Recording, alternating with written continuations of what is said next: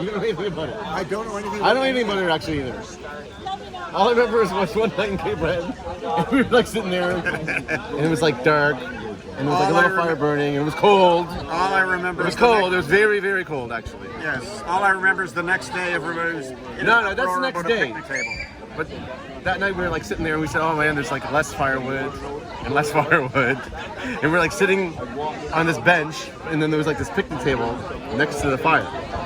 And actually, if you were like there, you'd think that the picnic table was already in the fire, but it wasn't.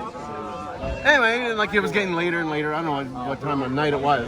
Who knows? And like you know, when it gets dark, you start dozing off, you start sleeping a bit. And suddenly it was just. And then all of a sudden, like there's a big flash of light in your closed eyes. It's like what? And there was a picnic table in the bonfire. Yeah. And it's like you wake up. It's like what? What's going on? You're in the wrong place at the wrong time. And then all of a sudden, just like the police come, there was a whole bunch of senior members come running out of the cottages at us. And I'm thinking, what's going on? Simon, you and Simon was there. I don't remember. All I know is they were suddenly on fire. Didn't do nothing.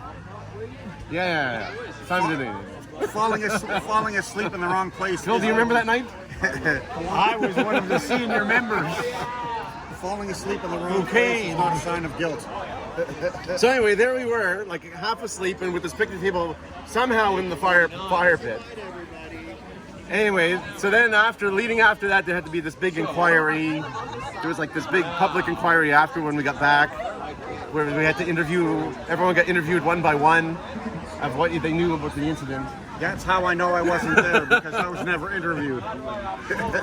But you know, really to this day, no one really knows what happened. It might have been the wind, actually. Oh, it happened.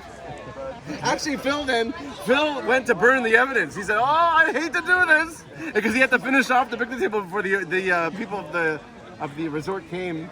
And so No, actually, we got the picnic table out of there before it burned.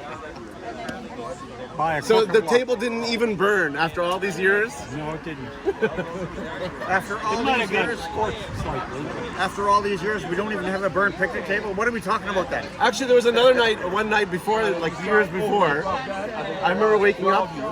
We were in a smaller resort back then. It was like a smaller group. Anyway, I woke up, and then in the middle of the bonfire, like the cottage is at that place where it's like in a big circle, and there's a bonfire in the middle. And I opened up the drapes. It was like 2 or 3 in the morning, and I saw like maximum 90 kilometers per hour. I said, what's going on?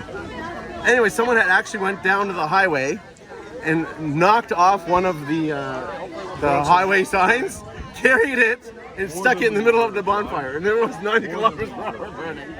And it was a big problem after that next morning too. That was the St. Peter's. That was the St. Peter's, yeah. That was the St. Peter's. But I was asleep during that one. I was like sound in my cottage.